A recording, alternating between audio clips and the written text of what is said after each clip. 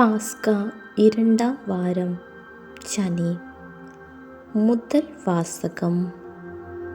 நற்சான்று பெற்றவர்களும் தூய ஆவி நிறைந்தவர்களுமான 7 தெரிந்தெடுத்தார்கள். திருத்தூதர் பணிகள் நூலிலிருந்து வாசகம். அதிகாரம் 6, இறை வார்த்தைகள் 1 முதல் 7 முடிய. அந்நாட்களில் சீடர்களின் எண்ணிக்கை பெருகி வந்தது. அப்போது கிரேக்க மொழி பேசுவோர் தங்களுடைய கைம்பெண்கள் அன்றாட பந்தியில் முறையாக கவனிக்கப்படவில்லை என்று எபிரேய மொழி பேசுவோருக்கு எதிராக முணுமுணுத்தனர். எனவே 12 திருத்தூதரும் சீடர்களை ஒருங்கே வரவழைத்து, நாங்கள் கடவுளது வார்த்தையை கற்பிப்பதை விட்டுவிட்டு பந்தியில் பரிமாறும் பணியில் ஈடுபடுவது முறை அல்ல. ஆதலால் அன்பர்களே, உங்களிடமிருந்து நற்சான்று பெற்றவர்களும் தூய ஆவி அருளும் வல்லமையையும் ஞானமும் நிறைந்தவர்களுமான 7 கவனமாய் தெரிந்தெடுங்கள்.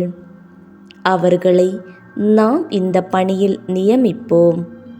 நாங்களோ இறை வேண்டலிலும் இறை வார்த்தை பணியிலும் உறுதியாய் நிலைத்திருப்போம் என்று கூறினார். திரளாய் கூடியிருந்த சீடர் அனைவரும் இக்கருத்தை ஏற்றுக்கொண்டனர்.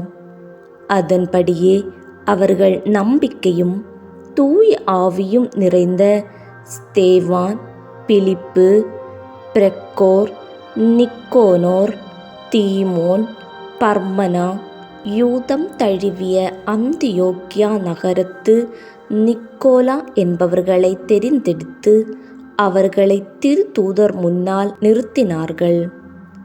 திருத்தூதர் தங்கள் கைகளை அவர்கள் மீது வைத்து இறைவனிடம் வேண்டினார். கடவுளது வார்த்தை மென்மேலும் பரவி வந்தது. சீடர்களின் எண்ணிக்கை எருசலேம் நகரில் மிகுதியாய் பெருகிக் கொண்டே சென்றது. குருக்களுள் பெருங்கூட்டத்தினரும் இவ்வார்த்தைக்கு கீழ்ப்படிந்து நம்பிக்கை கொண்டனர். ஆண்டவரின் அருள் வாக்கு. இறைவா, உமக்கு புகழ்.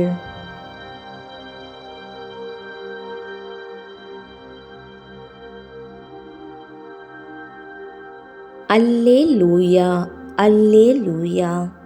கிறிஸ்து உயிர்த்தெழுந்தார். அனைத்தையும் படைத்தவர் அவரே.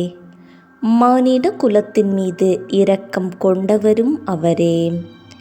அல்லேலூயா. நற்செய்தி வாசகம். இயேசு கடல் மீது நடந்து வருவதை சீடர்கள் கண்டனர்.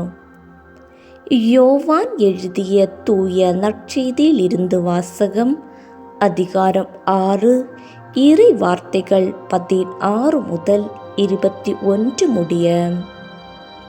மாலை வேளையானதும் இயேசுவின் சீடர்கள் கடற்கரைக்கு வந்து படகேறி மறுகரையிலுள்ள கப்பர்நாகுமுக்கு புறப்பட்டார்கள்.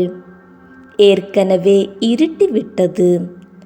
இயேசுவும் அவர்களிடம் அதுவரை வந்து சேரவில்லை. அப்போது பெருங்காற்று வீசிற்று. கடல் பொங்கி எழுந்தது. அவர்கள் 5 அல்லது 6 கிலோமீட்டர் தொலை படகு ஓட்டிய பின் இயேசு கடல் மீது நடந்து படகருகில் வருவதைக் கண்டு அஞ்சினார்கள்.